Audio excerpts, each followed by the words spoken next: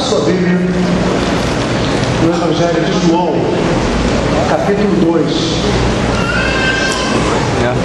Quero ler com vocês esse texto, e sobre esse texto eu quero meditar a palavra de Deus em cima desse tema: vitória sobre as circunstâncias difíceis. Vitória sobre as circunstâncias difíceis. Glória a Deus. Nesse texto nós encontramos o primeiro milagre que Jesus realizou no seu ministério público. Nós acabamos de ver aqui, né? Alguém diz assim: os milagres de Jesus ficaram parados no tempo. No tempo da Igreja Batista de Rancho Novo isso não existe. Amém. Na história da humanidade isso não existe. Os milagres de Deus continuam acontecendo. Diz aqui esse texto que Jesus e os seus discípulos foram convidados para participar de uma festa de casamento. Alguém já disse que Jesus era arroz de festa. Não faltava nenhum e não faltava nenhum. Jesus era convidado, ele estava presente. E levava os discípulos, né? Os discípulos gostavam de Jesus. Jesus é bom, ele convida a gente para participar da festa. Diz o texto então que Jesus estava lá com os seus discípulos. E era uma festa de casamento. Eu quero chamar a sua atenção, porque naquela cultura judaica, e ainda hoje existe muito isso, o resgate daquela cultura, né? Uma festa de casamento durava pelo menos 7 dias. 7 dias. E aí você imagina, nos dias de hoje, eu fiz aqui um apanhado, não sei se estou correto na minha pesquisa, mas hoje um casamento que dura no máximo 4, 5 horas, só isso a duração de uma cerimônia de casamento, e a recepção, já estou colocando aqui também. Eu fiz um cálculo aqui aproximado de que os noivos gastam em torno de 20 a 25 mil reais para fazer uma festa que dura 4, 5 horas. E aí você imagina se a moda pega no Brasil de nós realizarmos uma festa de casamento em uma semana. Quantos mil reais os noivos iriam gastar? Já pensou se a moda pega? Aí quem está com a agenda já marcado casamento assim: pastor, não inventa moda. Não inventa moda. Mas essa era a cultura daquele tempo.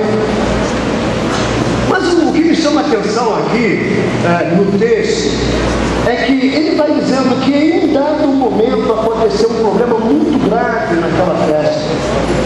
O vinho acabou. Repita comigo: o vinho acabou. O vinho acabou ali. E para aquela mesma cultura, ou seja, para a cultura judaica, acabar o vinho era algo terrível, era mogar. Era a maior mancada acabar o vinho numa festa. E isso aconteceu nesta festa de casamento. E aí eu fiquei imaginando aqui que provavelmente os convidados, ao perceber que alguma coisa estava de errado, começaram a questionar. Aí eu vejo que não é muito diferente das festas que muitas vezes a gente participa, né? Poxa, os noivos têm um gasto muito grande. Já pensou 20, 25 mil reais, 30 mil reais? Aí o camarada é convidado, ele vai na festa, ele come, dá uma respirada, come. Aí quando termina a festa, alguém chega para ele e fala assim: e aí, gostou da festa? Aí ele: acho que podia ser melhor, né?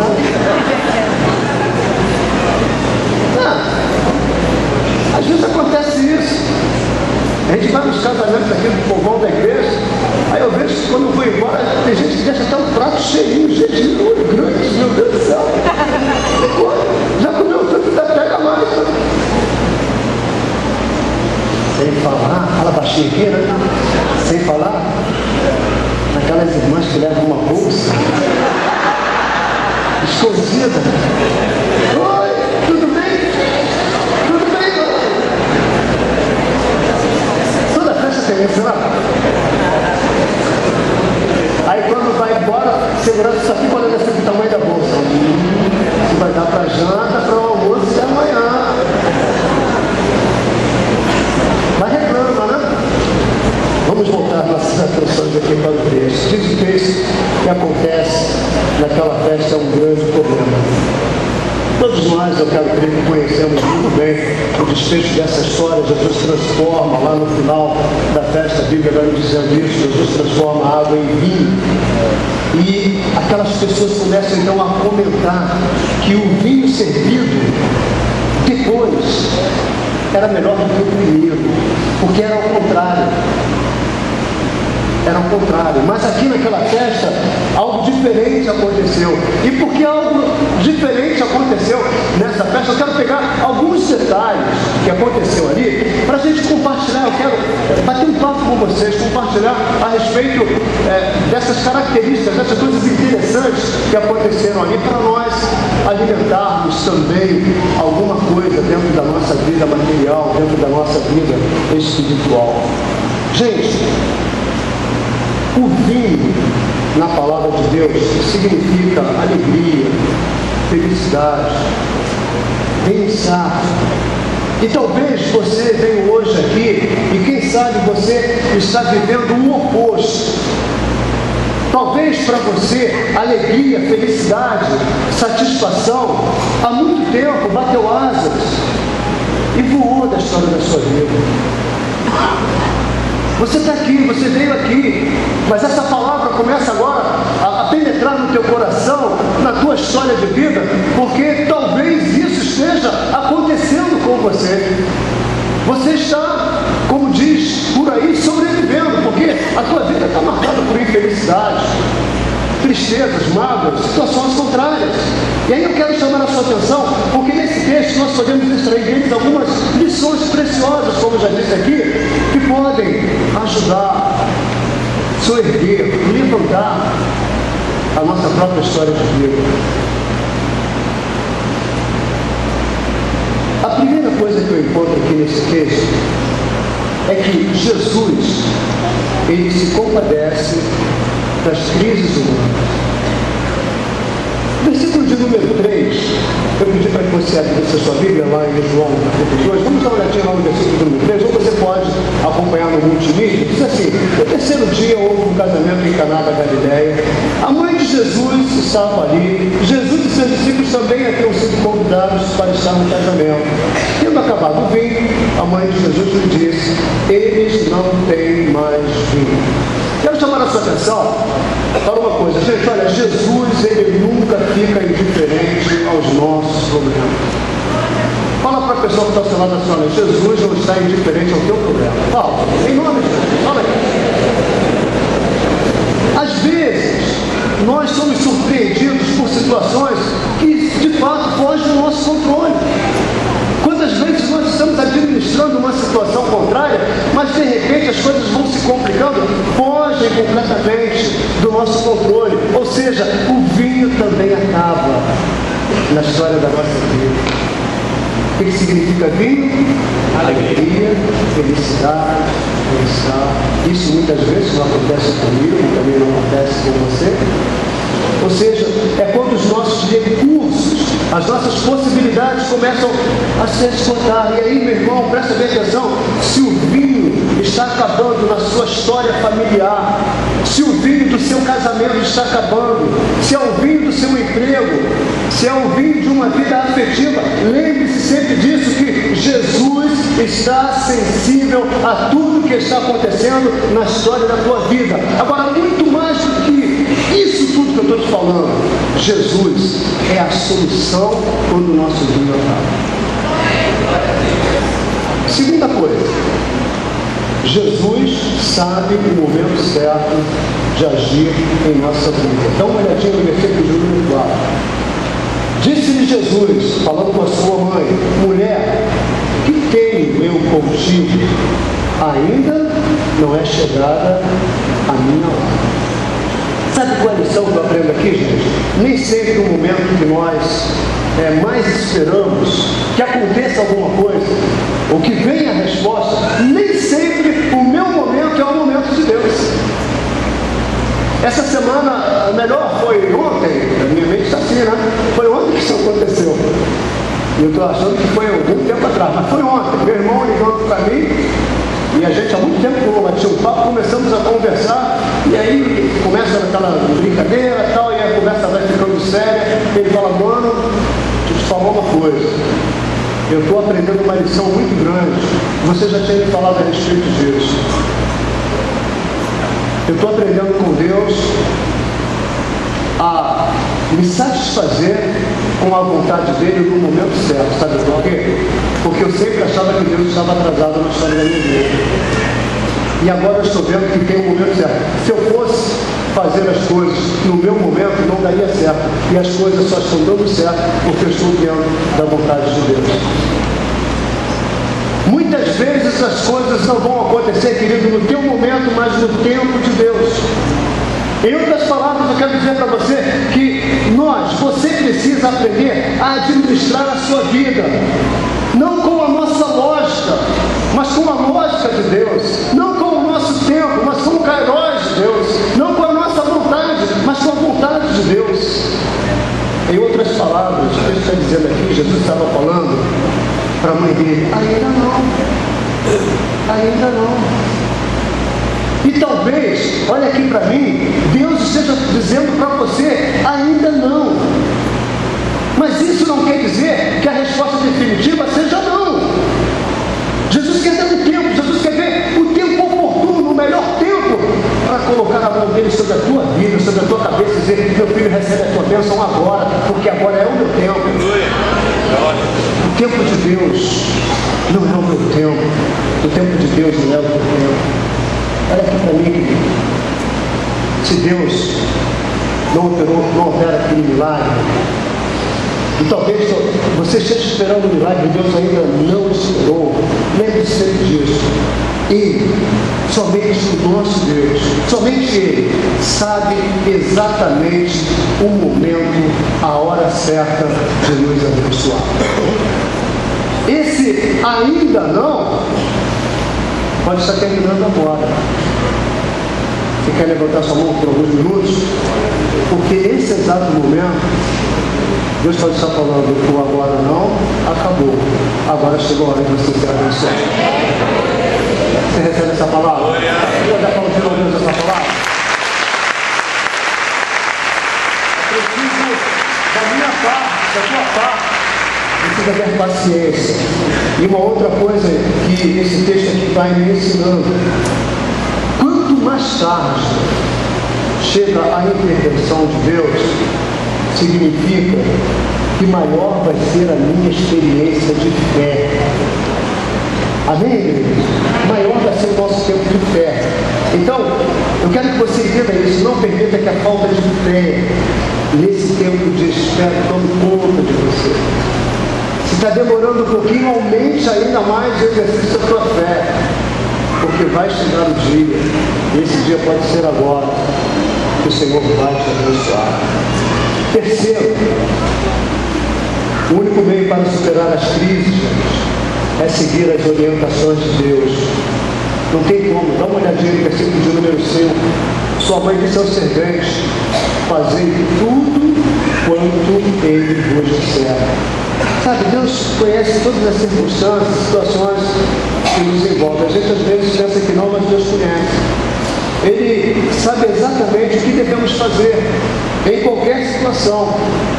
E na Bíblia nós encontramos instruções de Deus para a nossa vida. Sempre vamos encontrar. Por exemplo, a Bíblia vai nos dizer que a solução, por exemplo, das nossas crises, da nossa família, do nosso casamento, ela vai mostrar para mim e para você o tempo certo e como devemos fazer para alcançarmos essa bênção. Na palavra de Deus nós vamos encontrar as soluções para as nossas crises financeiras. Deus vai te orientar a respeito disso. Nós encontramos o encorajamento para superarmos e enfrentarmos as nossas enfermidades. A Gisele, com certeza, naqueles momentos mais difíceis, ela sentiu-se encorajada pelo poder de Deus na vida dela. Deus permite isso, Deus faz isso com a gente. Na palavra de Deus nós encontramos as respostas para os nossos maiores questionamentos. Então, querido, siga o plano de Deus. Sabe por quê? Porque de Deus sempre deu o melhor para você. Sempre. Deus não quer o pior para você. Deus só quer o nosso melhor. Quarto, está apanhando aqui por causa do horário. Jesus nunca decepciona. Nunca. Acompanha comigo, verso 9 e 10. E logo que o mestre de sala provou a água, feito vinho, não sabendo de onde viera, se bem que sabiam os serventes que tinham tirado a água, chamou o mestre de sala ao esposo e disse: todo homem põe primeiro o vinho bom, e quando já tem bebido bem, ou seja, o suficiente, então vem o inferior. Mas tu guardaste até agora o bom vinho. Isso aqui, querido, para mim é maravilhoso. Porque eu vejo aqui que Deus tem um compromisso com Ele mesmo de honrar aqueles que confiam em Deus. Querido, se você confia em Deus, Deus vai honrar a tua fé. Aleluia! Glória a Deus! Vou repetir, se você confia em Deus, Deus vai honrar a tua fé. Tem muita gente por aí questionando o poder de Deus. Tem muita gente questionando as misericórdias de Deus. Tem muita gente por aí até mesmo questionando a existência de Deus. Mas eu quero te dizer que quanto mais um homem ele questiona Deus, mais Deus tem dado provas de que Ele é um Deus vivo. Ele é um Deus de amor, Ele é um Deus de misericórdia. Deus sempre tem o melhor para nós, na maneira certa e no momento certo. Então preste atenção, aqui no texto, Maria não disse para que aqueles homens, da forma como eles deveriam fazer, mas ela informou para Jesus que tão somente o vinho tinha acabado. E a lição que eu aprendo aqui e quero compartilhar com você, meu irmão, é sempre bom a gente deixar que Deus tenha essa liberdade para solucionar os nossos problemas. Pare de querer tentar ajudar a Deus na resolução dos seus problemas. Porque muitas vezes a gente quer dar uma mãozinha para Deus. Quantas e quantas vezes nós estamos dizendo: Deus, olha, pode ser dessa forma, eu queria que fosse dessa forma. E aí você está tentando ajudar a Deus, mas a minha vida, a tua vida, a nossa visão é limitada. Nós não sabemos de nada, Deus sabe de tudo. Então deixa que Deus resolva. Não tente querer ajudar a Deus não, porque nós somos limitados, Deus é eterno. Nós não sabemos de todas as coisas, Deus é onisciente, Ele sabe de todas as coisas. Então deixa Deus agir na sua vida. 5, para terminarmos aqui a nossa meditação. Com Jesus, o melhor vem depois. Vamos ler todos juntos? Com Jesus, o melhor vem depois. E disse: todo homem põe primeiro o vinho bom, e quando já tem bebido bem, então o inferior. Mas tu guardaste até agora o bom vinho. Meu irmão, Deus, Ele tem um plano maravilhoso para cada um de nós. Mas infelizmente nem todos estão aceitando o plano que Deus tem apresentado. Nós estamos falando que o melhor de Deus vem sempre depois, o plano de Deus também, porque muitas vezes Deus permite a gente viver os nossos próprios planos, e quando não dá certo, aí nós vamos viver o plano de Deus, nós vamos então entender que o plano de Deus é infalível. E bom mesmo são os planos de Deus. A única possibilidade de realização na vida, a única possibilidade de nós nos tornarmos pessoas felizes, a única maneira de ser verdadeiramente livre é seguir estritamente o plano de Deus. Aí alguém poderia me perguntar: mas por que, pastor? Porque Jesus se compadece das nossas crises. Repita comigo: Jesus se compadece das minhas crises. Em segundo lugar, Jesus sabe o momento certo de agir na minha vida. Vamos repetir? Jesus sabe o momento certo de agir. Repita comigo: o único meio as minhas crises é seguir as orientações de Deus. Jesus nunca nos decepciona. E com Jesus, o melhor vem depois. Nessa noite, Jesus está oferecendo para você um. Talvez você chegou aqui colocando um ponto final. Não tem mais jeito. Estava comentando isso essa semana. Deixa Deus apagar esse ponto final e colocar uma vírgula, porque talvez você nem imagine. Mas procure ver com os seus olhos espirituais Jesus continuando a escrever a história da sua vida. Há 2-3 semanas atrás, talvez os médicos estivessem dizendo lá para José, ponto final. A família está lá e os médicos estão dizendo ponto final porque a medicina provou que era ponto final. Não estou desfazendo da medicina. Mas eu quero que você entenda que acima de uma medicina existe o poder de Deus. Talvez você chegou aqui dessa forma, mas eu quero dizer que existe um plano de Deus para a sua vida.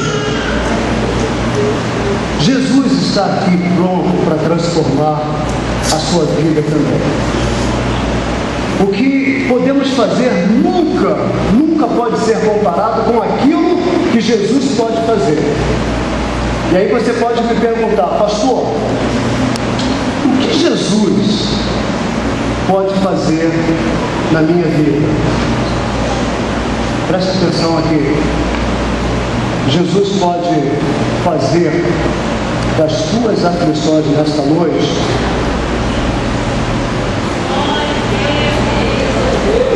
em tranquilidade. Água que se transforma no melhor vinho. Nessa noite, Jesus pode pegar todas as suas angústias e transformá-las em alívio. Jesus pode pegar todo o teu desânimo e transformar em confiança. Jesus, nessa noite, Ele pode pegar toda a tua enfermidade